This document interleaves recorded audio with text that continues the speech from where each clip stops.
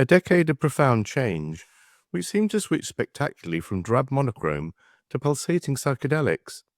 With accelerating speed driven by marketing, new possibilities began to appear everywhere.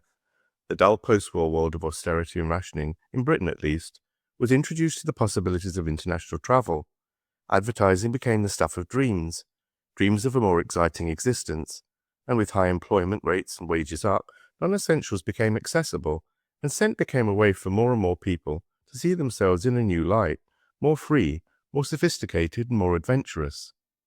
The marketing of perfume was influenced by cinema and could be aspirational, whimsical, and even funny. Anybody old enough to remember the cologne High Karate will remember Valerie Leon's turn in the famous television advert, part carry-on, part James Bond. In the 60s, there was a bottle of High Karate knocking about in my dad's bathroom cabinet, next to a bottle of Brut, the musky cologne which you were encouraged to splash all over yourself. My dad didn't actually wear either, so as kids my brothers and me used to play with the bottles, mixing them with various compounds in our chemistry sets. My memory of High Karate and Brut is that they were both rather thin scents, whereas my dad's fragrance of choice, Aramis, was complex and pleasant to me even as a child. My dad was obsessed with taking long baths, no doubt because he grew up not having one, and afterward heavily doused himself with Aramis. Aramis became part of his presence and character. Sometimes you could smell it before he entered a room. Along with the aftershave, he had Aramis soap and a strange Aramis aerosol talc spray. Gift sets were huge in the 60s. With growing affluence, gifting was becoming popular. Estée Lauder promoted Aramis as being for suave executive types, naming it after the amorous and ambitious character in Dumas' The Three Musketeers. A popular Christmas gift from wives to husbands, Aramis sold in gift packs bearing such globe-trotting names as the Emissary Set and the Diplomat. Launched by Estée Lauder in 1965, Aramis was the creation of Bernard Chant. Chant became, in effect, the house perfumer of Estée Lauder, creating Beautiful, Estée, Cinnabar, and Azuré, amongst others. I'll be talking about Azuré later in this video. Chant's other scents include Cabochard for Grey, Aromatics Elixir for Clinique, Antonia's Flowers, and Halston Classic. Chant is one of my favourite perfumers. The top notes of Aramis are aldehydes, myrrh, artemisia, thyme, clover, bergamot, and gardenia. Middle notes are patchouli, sage, jasmine, cardamom, and orris root. Base notes are leather, oak moss, musk, vetiver, sandalwood, and amber. This is a complex men's scent. Aramis fulfilled a requirement of American marketing that a scent should be powerful and distinctive. This is a bottle from around 5 years ago. The opening is somewhat sharp. There are sparkling aldehydes combined with artemisia and bergamot. The initial impression is luxurious, with a gentlemanly masculinity. This scent is reminiscent of the interior of a gentleman's club, with comfortable leather seating, box cigars, and bourbon. It's very agreeable and rather fun, a little tipsy rather than sober. Amber and animalic notes come to the fore as Aramis develops. The dry down surprised me, since I hadn't sprayed Aramis on my skin for some time. It's really beautiful, balanced, and distinctive. Surprising too is how much this scent has remained true in character over the years. There's no doubt been changes, but it remains wonderful and recognizable. Aramis would have been the first experience of day-to-day luxury for many men.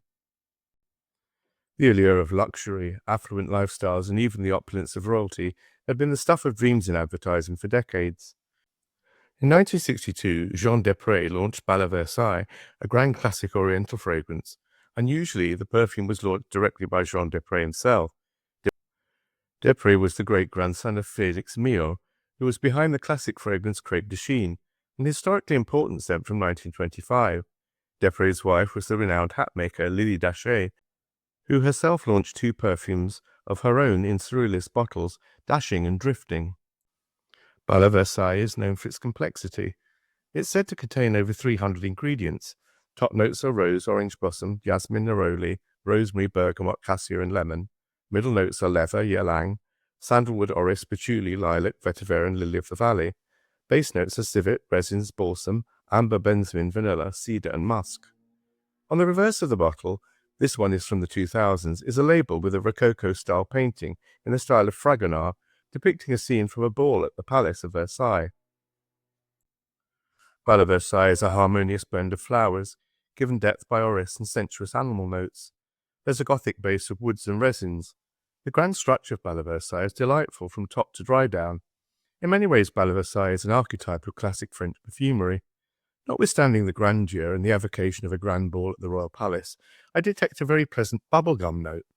I don't find this note discordant. In fact, it adds to the fun of the wonderful swagger of the scent. The playful floral and animalic notes make a compelling contrast with the woods and resins. Bal Versailles could be described as an extroverted cousin of Guerlain's Le Bleu. The scent was a favourite of Elizabeth Taylor and later Michael Jackson. Bal Versailles was also the signature scent of First Lady Jacqueline Kennedy. As First Lady Kennedy developed a very influential style, simple shapes in monotones for day, and opulent, elegant evening wear. When on her husband's family compound at Johannesburg, she dressed in simple preppy styles. As the decade wore on, Jackie Kennedy's fashions became younger and less buttoned up, and as the wife of Aristotle Onassis, the richest man in the world, she embodied the sleek style of the international jet set. The start of the 1960s was marked by simple classic styles, sometimes influenced by the 1920s. By the mid-60s, the influence of British mod fashion began to grow. The term modernist was used to describe stylish young working-class men in London from the late 1950s. They wore tailored, slim suits and often owned Vespa scooters. The teenagers of the early 1960s were the first generation that did not automatically have to contribute their earnings to the family finances. Mods rejected dated class conventions and the repressed British culture of their elders. They brought stylish, youthful clothing at Carnaby Street boutiques. From mod fashion, the idea of swinging London was born. Designer Mary Quant was a key figure in establishing female mod fashion. Women dressed more androgynously than before, with short haircuts, trousers, men's shirts and loose mini-shift dresses. Models like Twiggy and Jean Shrimpton exemplified the female mod look. Quant said of the period, "A feeling of optimism permeated London." In 1962, Yardley launched Eau de London to cash in on the zeitgeist. My mother used to take my brothers and me to the West End of London most Saturdays through the 60s. Of course, we were very young, and although we were at the centre of swinging London, it meant very little to us at that young age. In fact, we were taken on what seemed like an endless trek through department stores. However, I have one vivid memory from when I was 5 years old. In the boutique in Carnaby Street, there was a wide spiral staircase to the basement, and parallel to the banister was a slide, rather like a short helter-skelter, which my brothers and me were allowed to try. In the window of the shop, there was a large pyramid of spray cans with Union Jack labels marked London Air. Meanwhile, in Paris, Yves Saint Laurent had quietly been revolutionizing French fashion, bringing youthful energy to classic Parisian style. Following the opening of his first boutique in Paris-Les Banques in 1962, Saint Laurent launched his first perfume, Y, in 1964. Y is an archetypal 60s perfume, rather chic, somewhat like a younger version of the 1950s Miss Dior, gamine, fruity, green, with lots of oak moss to anchor it. The scent was created by Michel He. The perfume is not related to the Y men's scent from YSL launched in 2011. Top notes are aldehydes, green notes, galbanum, honeysuckle, peach, gardenia, and mirabelle plum. Middle notes are hyacinth, rose, orris, ylang, jasmine, and tuberose. Base notes are oak moss, civet, vetiver, patchouli, sandalwood, benzoin, syrinx, and amber. This is a bottle from the 1970s. The opening is somewhat vegetal, with lots of leafy green. Then the slightly syrupy mirabelle plum and honeysuckle come to the fore. The base of this one is heavy with an earthy oak moss and a little civet that blends well with the flowers, keeping the scent vivacious and chic. Here is a bottle from the 2011 range La Collection, which was reinterpretations of classic Yves Saint Laurent scents. La Collection was made with love and care, and although the scents are not necessarily very faithful to the originals, the ones I own are excellent and high quality. Here are a couple of YSL men's scents from the range, Pour Homme and Jazz. If you see the bottles from La Collection, they're worth considering. This version of Y is less green, sharp and fruity. Instead, there is a pleasing creaminess, almost buttery in its richness. The dry down is somewhat similar to the original, but with less oak moss. Catherine Deneuve was one of Yves Saint Laurent's close friends and muses, who wore his perfume Y and his fashion designs.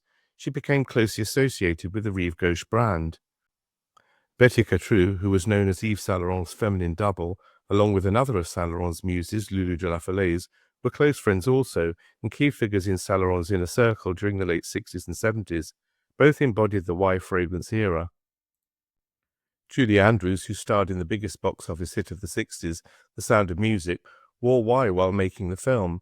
Why seems an ideal choice for the star, echoing her unfussy style and prettiness. By 1966, prevailing mod stars had crossed the Atlantic as part of the British invasion, led by the Beatles and Rolling Stones.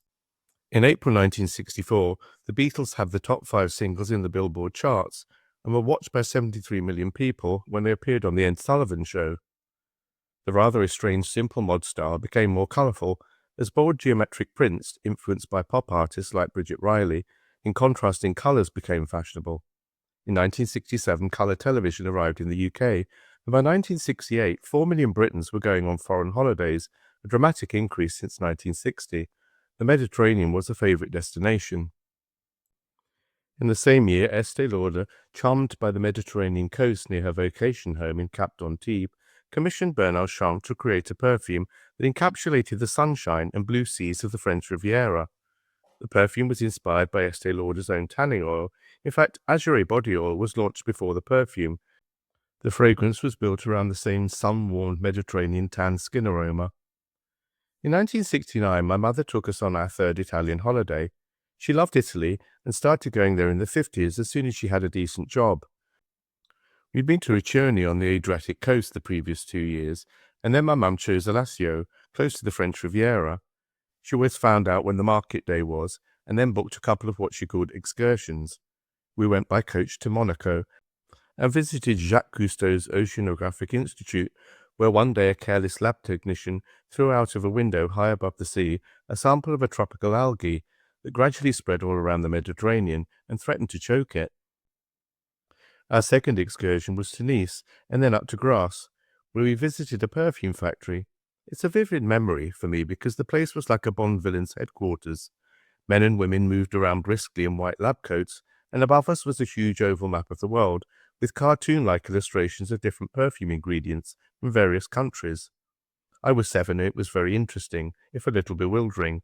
Then we came to a long console with glass testers, where I tried one with the label, "The most expensive perfume in the world," Patou's Joy. I didn't think much of it at the time, but I do remember how it smelt, pretty damaged by heat and constant exposure to air. Today, Joy is a favourite, especially the Parfum. I can't say the visit changed my life and turned me into a perfume obsessive, but I do think how lucky we were to go to Italy and see a different country at that early age.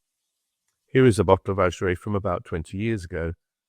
This is one of my favourite perfume bottles, modern and interesting, curved and grooved on one side and flattened into 3 facets on the other. Top notes of Azure aldehydes, bergamot, sage, artemisia, basil and gardenia. Middle notes of vetiver, geranium orris, jasmine, cyclamen, ylang and rose. Base notes are oak moss, leather, patchouli, amber and musk. Here is a recent bottle. All the classic estes are now sadly in this same bottle. This modern edition is a little less sunny, and it's rather masculine. It's still good, and both versions are easy for a man to wear. Azure is related to Aramis. Chanvre created a dark leather accord blended with patchouli, musk and oak moss in Aramis. With Azure, he softened the perfume with florals. The iris and leather managed to remain sunny. There's a smoky, earthy overlay blended with lemon oil that's quite brilliant. Azure is still great today. By 1969, Neil Armstrong had landed on the moon. The peacock revolutionary style of the bohemians and hippies was everywhere, and Guerlain had launched their new perfume, Chamade. In 10 short years, the world had changed beyond recognition, but femininity is still dominant in the world of fragrance. Revolution may have been in the air. Students had brought Paris to a standstill in protest the previous year, but evolution, albeit rapid in pace, was still the mode of change in perfumery during the decade. The journalist Gail Collins wrote, "When the women's movement started in the 60s, there was a vision of a future where women didn't wear makeup. It ran into an absolute brick wall.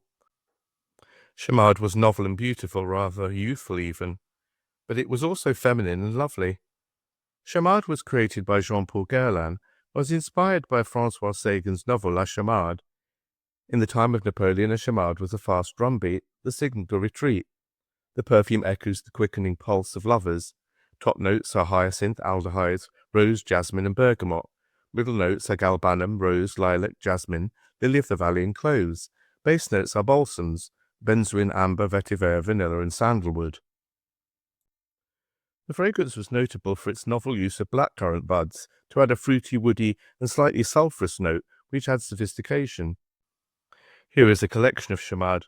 These rather boudoir editions are from the late 60s or early 70s. This is EDT and this one is Perfume. This is a large bottle, 259ml, of EDT from 1978. I haven't broken the seal yet, despite having it for about 15 years. Here is Parfum from a later version of the classic Guerlain Rosebud bottle. The bud is plastic, not glass. The label suggests it dates from soon after the release of the scent. And finally, here's a Chamade Parfum from 2010 and a modern EDT. The early bottles differ slightly from the later versions, in that the aldehydes radiate more vigorously and the florals are a touch sweeter. I bought a bottle of Chamade for my mother in the early 2000s, and she went on to wear it for the rest of the decade. The combination of aldehydes and florals are sensational. Galbanum gives the scent refinement, as does the vetiver in the dry down. There's a slightly honeyed mimosa tone to Chamade. It's also famous for its rather oily pollen note, reminiscent of spring flowers. To me, Chamade is a floral spring cousin of Este's private collection. It's very pleasing to see that Chamade is still available on the Guerlain website, and interesting that the scent is not promoted for its prettiness and femininity. The website emphasizes the revolutionary changes of the 60s. It says, amid the effervescence of the late 1960s, she fully embraces the winds of freedom that are blowing through society. Her heart beats to words found in Francois Sagan's La Chamade, as she claims herself to be mistress of her own life and equal to men. Buoyed by the famous novel and the energy of a social revolution in progress, Jean-Paul Guerlain designed his own Chamade with a perfume that broke with the codes of the time.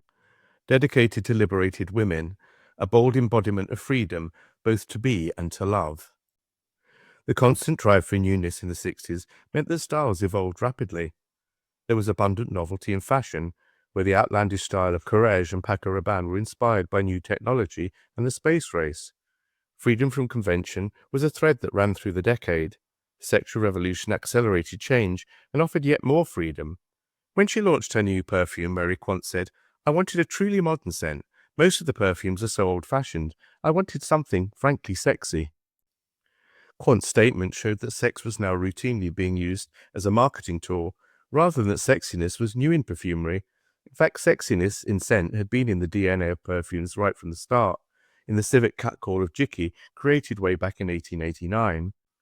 The truth is that perfumes that were already old in the 60s, like Narcisse Noir and Taboo, had been erotic for decades, but had been marketed as feminine and mysterious. By the 60s, sex was selling products. Revlon said of its scent intimate, "What makes a shy girl get intimate? It's the fragrance that does all the flirting for her." A 1968 advert for English leather claimed, "All my men wear English leather, or they wear nothing at all." While the sexual freedom of the era no doubt loosened the hold of stereotypes and allowed greater freedom of expression, it's undeniable that, in the perfume world at least, ultra-femininity and ultra-masculinity were powerful marketing tools. As we see from this 1965 advert, the Coty's venerable women's scent Emeraude, it reads, "Want him to be more like a man? Try being more like a woman."